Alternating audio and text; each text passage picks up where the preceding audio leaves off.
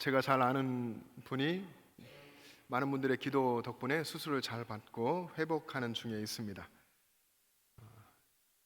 그래서 제가 이제 집안 일들을 안 하던 일들을 해보니까 굉장히 그 빈자리가 크고 모든 주부들 대단하시다 하는 생각을 하게 됩니다.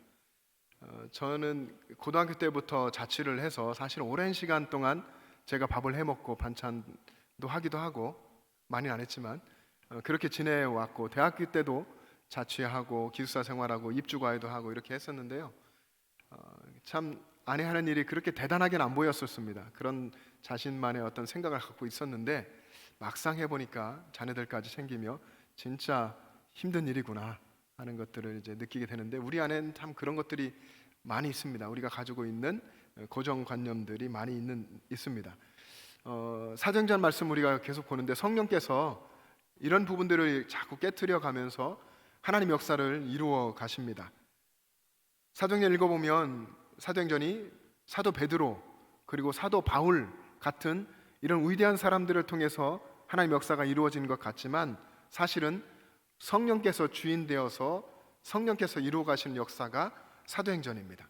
그래서 성령의 행전이라고 그렇게 이야기하죠. 지난주일 본문에 보면 베드로가 예루살렘을 떠나서 각 지방과 지역으로 다니면서 순회 신방을 했습니다. 이 순회 신방하는 모습이 마치 복음이 예루살렘을 떠나서 온 유대로 전파되어져 가는 모습 같습니다.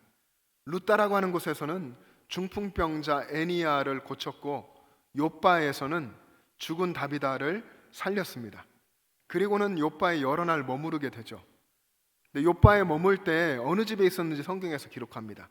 시몬이라고 하는 무두장이의 집에 머무르게 성령께서 그렇게 이끄셨는데, 이 무두장이 시몬의 집에 머물고 있던 베드로에게 성령께서 역사하셔서 베드로의 편견을 깨트리고 복음이 이방 세계로 전파되도록 이끌어 가십니다. 여러분, 이 요빠라고 하는 도시, 해안가에 있는 이 도시에 얼마나 집이 많았고 믿는 사람도 많았겠습니까? 그런데 성령께서는 왜 하필 베드로를 이 무두장이의 집에 머물게 했을까요? 여러분, 무두장이는 어떤 일을 하는 사람인지 아십니까? 무두장이는 이 짐승의 껍질 있죠, 가죽, 이 날 가죽에 살이 붙어 있을 거고, 그죠? 기름덩이도 있고 털도 있는데, 이 짐승의 날 가죽에 붙어 있는 이런 기름과 털들을 깨끗하게 제거해서 가죽을 부드럽게 만드는 일을 하는 사람입니다. 당시에는 이 무두장이가 아주 천하게 여김을 받았습니다. 지금 같은 시대는, 우리 지금 사는 이 시대는 아마 장인이다 이렇게 여겨질 수도 있을 거예요. 굉장히 대단한 일을 한다 할지 모르겠지만 2000여 년 전 그 당시에는 굉장히 천하게 여김받던 직업이었습니다. 성령께서는 베드로가 요빠라는 도시에서 가장 낮은 자의 집에 거하게 하셨고, 그곳에 있을 때에 성령께서 역사하셔서 복음이 이방으로 확산되게 하신 겁니다. 성경을 읽어보시면 복음은, 그리고 구약시대 하나님도 그렇고 예수님이 오신 것도, 성령의 역사하심도 가장 가난한 자에게, 그리고 가장 낮은 자리로 언제나 하나님의 역사는 복음은 향합니다. 낮 12시, 요즘 같으면 얼마나 뜨겁습니까? 그래도 하루에서 가장 뜨거운 때인 낮 12시 정오 시간에 베드로가 지붕에 올라가서 기도하던 중에 환상을 보게 됩니다. 그 환상은 하늘에서 큰 보자기 같은 그릇이 내려오는데, 그 그릇 안에 4발 가진 짐승들이 있고, 그리고 기어다니는 것들, 공중에 나는 것들이 그 그릇 안에 담겨져 있는 환상이었습니다. 그리고 소리가 들립니다. 베드로야, 일어나 잡아먹어라. 베드로가 볼 때에 분명히 율법에서 잡아먹지 말라고 하는 그 짐승들이 그 안에 담겨 있었죠. 베드로가 평생 지켜왔던 율법, 그 율법을 지키기 위해서 주님이 말씀하신 잡아먹으라, 이 말씀을 가차없이 외면해 버립니다. 주님, 그럴 수 없습니다. 속되고, 이게 부정하단 말이죠. 속되고 깨끗하지 아니한 것을 내가 결코 먹지 아니하였나이다. 저는 먹어본 적이 없습니다. 못 먹겠습니다. 율법에서 그렇게 말씀이 되어 있습니다. 이때 다시 주님의 음성이 들립니다. 하나님께서 깨끗하게 하신 것을 내가 속되다 하지 말라. 이런 일이 3번 있은 후에 그릇이 하늘로 올려져 갑니다. 여러분, 이 환상으로 베드로의 편견은 깨졌고 복음의 새 시대가 열렸습니다. 주님께서 보여주신 환상으로 베드로가 가지고 있던 이방인을 향한 기존의 편견과 선입견과 고정관념이 다 깨어졌죠.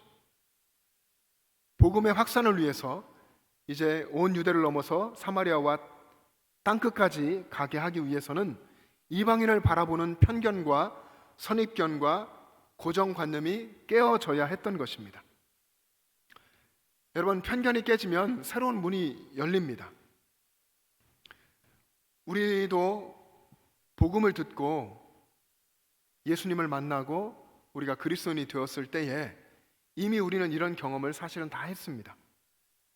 예수님 만나기 전에 그때에 중요하게 여겼던 것들이 중요하지 않다는 것은 우리가 알게 됐고, 그리고 그동안 예수님 모를 때 움켜쥐고 있었던 그런 가치들을 다 내려놓았습니다. 과감하게 버렸죠. 그래서 나는 예수님 믿고 변했다고, 나는 옛사람을 이제 버렸다고, 그래서 믿지 않는 사람과 다르다고 그런 특별한 의식을 가지고 살았습니다. 그런데 이제는 오히려 그것이 자만심이 되어버려서 베드로처럼 깨뜨리고 버려야 할 많은 것들을 움켜쥐고 사는 꼴이 되어버린 것 같습니다. 어느새 우리도 편견과 선입견, 고정관념으로 딱딱하게 굳어진 것이죠. 오늘 우리가 읽은 말씀에 이제 있는 이 10장의 내용, 사도행전 10장의 내용은 베드로가 로마 군대의 백부장 고넬료에게 복음을 전한 이야기입니다. 성령께서는 고넬료, 이방인임에도 불구하고 경건해서 하나님을 경외하고 많은 사람을 구제하고 그리고 항상 기도하는 이 고넬료에게 환상으로 지시를 하셨습니다. 요바에 있는 무두장의 집에, 시몬이라고 하는 무두장의 집에 사람을 보내서 베드로를 청하라, 그에게서 복음을 들으라 하는 것이죠. 그리고 또 성령께서는 기도 중이던 베드로에게도 환상을 보여주셔서 그의 편견을 깨고 이방인 고넬료의 집에 가서 복음을 전하게 하십니다. 여러분, 이 사건은 이제 이 10장 이후에 펼쳐질, 본격적으로는 바울을 통해서 펼쳐질 이방 선교의 시대의 문을 열기 위한 하나님의 준비였습니다. 사실 이방인의 사도는 바울이죠. 우리가 아는 것처럼 이방인의 사도로 바울은 부름을 받고 그렇게 자기 평생을 바쳐서 목숨을 걸고 복음을 전했습니다. 하지만 이 바울의 사역은 베드로를 포함한 예루살렘 교회의 지도자들의 동의와 협력을 통해서만 이루어질 수 있었습니다. 이런 정황 속에서 우리 주님의 크신 경륜은 베드로를 움직이고 있었던 것입니다. 우리는 오늘 본문에서 주님의 경륜이 어떻게 베드로의 내면에 깊이 자리 잡고 있는 이 고정관념, 다시 말하면 종교적인 편견을 깨뜨리셨는지를 보게 됩니다. 그리고 동시에 우리도 오늘 우리들의 이 시대에 역사하시는 주님의 경륜을 통해서 우리가 버려야 하고 깨뜨려야 할 고정관념, 종교적인 편견은 없는지를 살펴볼 수 있기를 바랍니다. 여러분, 우리는 다 직장 생활을 하든 하지 않든 사회생활이라는 것을 다 하고 있는데요. 그래서 인간관계를 이제 맺으며 삽니다. 근데 이런 사회생활을 하고 인간관계를 할 때에 우리에게 만약에 어떤 것에 대한 선입견이 있다고 한다면 다른 사람들과 원만한 관계를 맺기가 참 힘듭니다. 다른 사람들과 건강하게 의견을 교류하기도 어렵고 또 올바른 판단을 할 수도 없을 뿐더러 이를 결국에는 그르치게 되기도 합니다. 마찬가지로 우리가 하나님의 말씀인 이 성경을 읽을 때에도 우리 안에 어떤 고정관념이 있으면 하나님의 말씀을 하나님의 말씀 의미의 그대로 받아들이기가 쉽지 않습니다. 우리의 고정관념이 하나님 말씀을 온전하게 받아들이는 데에 장애물이 될 수 있다고 하는 것이죠. 여러분, 우리가 살고 있는 지금은 복음이 온 세상 모든 사람에게, 모든 민족에게 전파되어야 한다는 것에 이의를 제기할 사람이 거의 없습니다. 우리 중에는 아무도 또 없을 겁니다. 근데 베드로 당시만 해도 유대인들의 눈에는, 베드로도 유대인이었죠, 유대인들의 눈에는 이방인들이 복음을 들을 가치조차 없는 그런, 그야말로 개만도 못한 그런 사람들로 여겨졌습니다. 베드로의 환상 속에 있었던 짐승들, 네 발 가진 짐승들, 기는 것, 공중에 나는 것, 이런 부정하다고 하는 그런 짐승처럼 여겨지던 사람들이 이방인들이었습니다. 그야말로 인간 속에 있는 편견의 악영향이죠. 아주 극한 악영향입니다.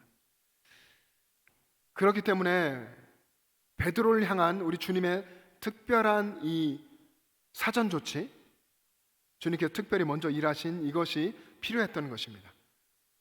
만약 베드로의 편견을 먼저 깨는 우리 주님의 특별한 이 조치가 없었다면 환상 속에 부정한 동물처럼 취급받던 이방인이 보낸 사람들, 그들도 이방인이었죠.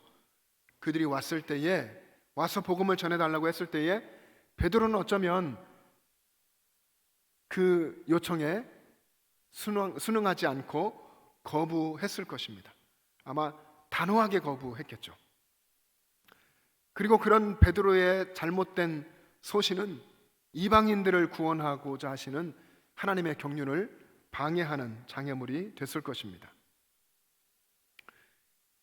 여러분, 여기에 있는 우리들 모두는 편견이 있습니다.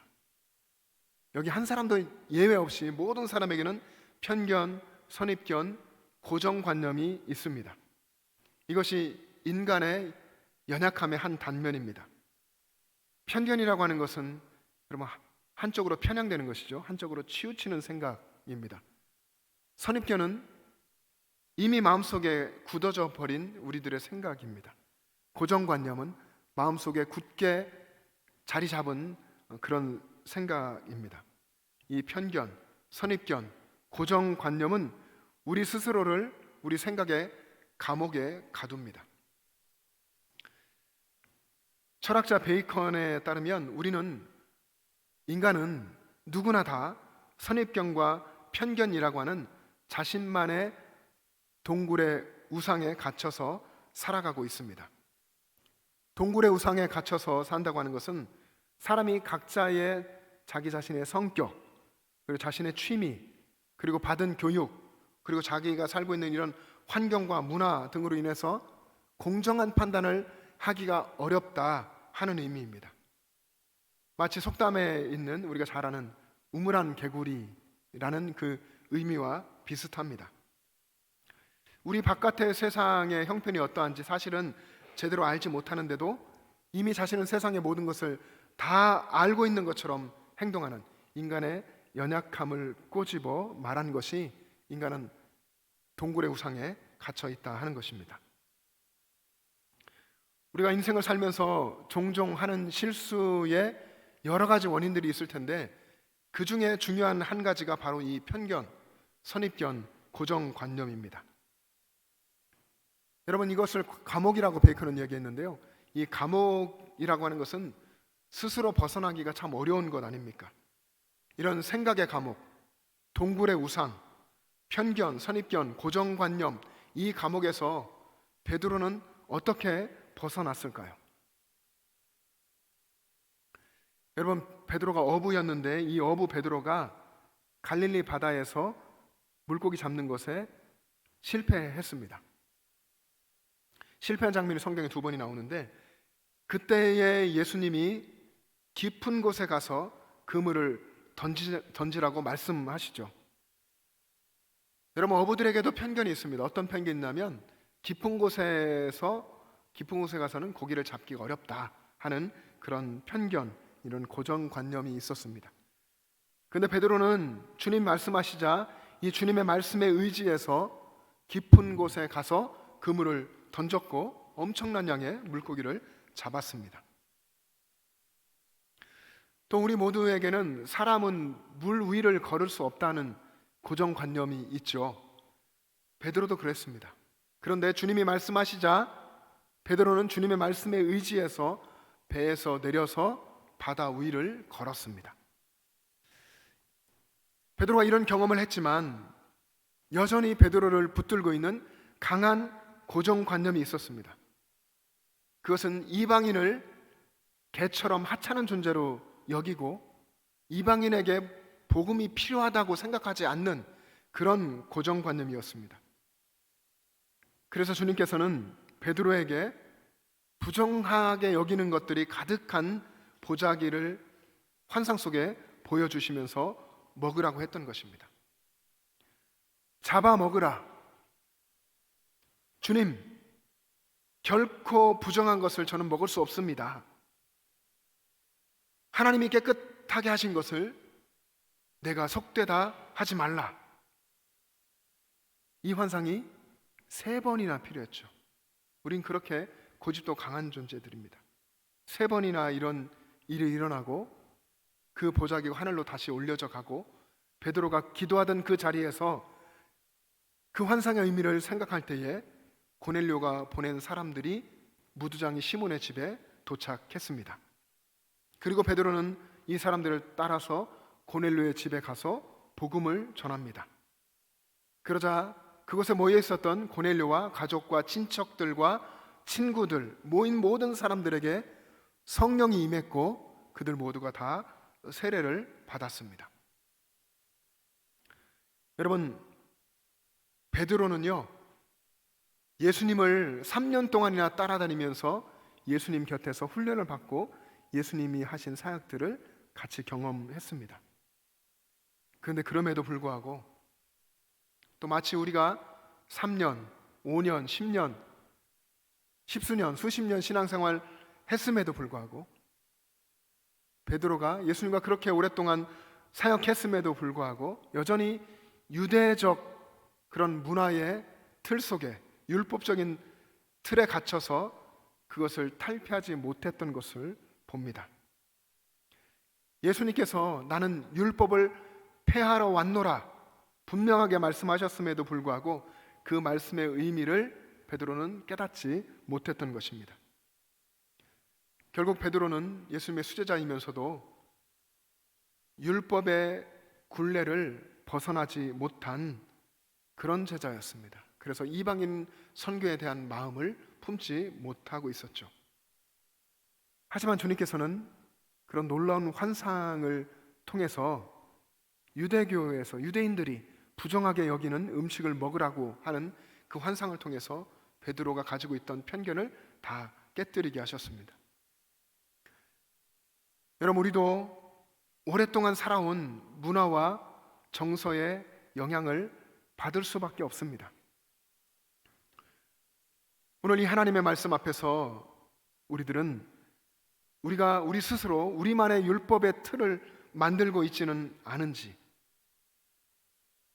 우리가 스스로 복음이라고 생각하는 어떤 틀을 만들고 그 안에 정말 복음마저도, 정말 주님마저도 그 안에 가두려고 하는 편협한 어떤 신앙적 오류를 갖고 있지는 않은지 우리 스스로를 살펴볼 수 있기를 바랍니다.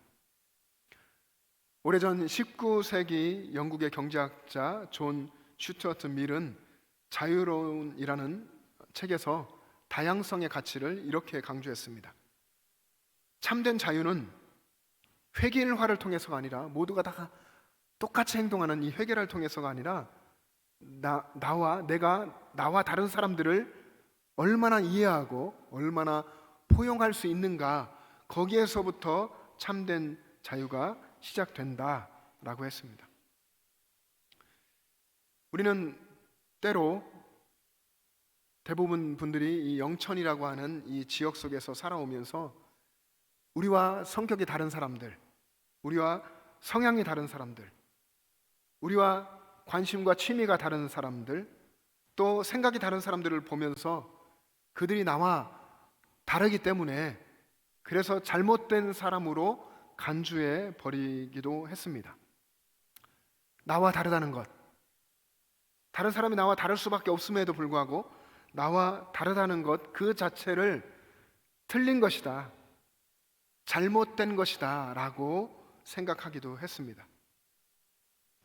근데 오히려 이렇게 다른 것들이 내가 다른 사람과 다르고 다른 사람이 나와 다르다고 하는 이런 다양성, 또 이 다양함을 인정하는 것이 모든 사람들을 구원하시고자 하시는 하나님의 크신 경륜을 드러내는 도구가 된다는 것을 우리가 알아야 합니다. 그래서 우리는 옆에 있는 다른 사람들, 또 우리의 가족들, 또 이웃들을 향해서 주님 안에서 열린 시선을 가지고 바라보아야 합니다. 여러분, 말씀드린 대로 우리들 안에는 다 편견이 있습니다. 베드로처럼 주님이 말씀하셔도 주여 그럴 수 없습니다, 이렇게 말하는 편협함, 주님께서 들려주시는 말씀에, 주님이 주시는 명령에 주여 결코 그럴 수 없습니다, 저는 한 번도 그래 본 적이 없습니다, 이렇게 말하는 완고함,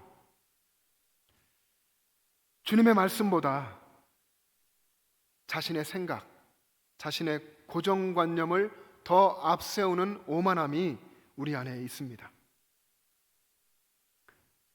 그러나 이런 견고한 진도 복음 앞에서는 다 무너집니다. 우리들은 이미 예수님의 십자가 복음으로 변화받아서 새 언약 안에서 새로운 삶을 살고 있는 사람들입니다. 우리는 그런 존재들이기 때문에 다시 옛 모습으로 돌아가서 옛 사람에 매여서 옛 성품에 매여서 율법이라고 하는 편견에 갇혀서 살아서는 안 됩니다. 우리는 우리 안에 있는 이 인간의 옛 본성, 이웃을 향한 편견과 선입견과 고정관념을 주님의 말씀으로 깨뜨려야 합니다. 우리가 주님의 말씀을 붙드는 순간, 베드로가 주님의 명령에 순종하여 갔던 것처럼 우리도 주님의 말씀을 붙드는 순간, 주님의 말씀을 따라 순종하는 그 순간 우리 안에 있던, 우리가 가지고 있던 모든 편견과 선입견과 고정관념이 무너집니다. 우리 안에, 여러분 안에 아무리 견고한 진이 있을지라도 여러분이 말씀 앞에 서면 말씀 앞에서 그 고정관념이 한순간에 무너지고 성령께서 새로운 문을 열어주실 것입니다. 여러분들이 이러한 성령의 역사하시는 경험을 할 수 있게 되기를 주님의 이름으로 축복합니다. 기도하겠습니다.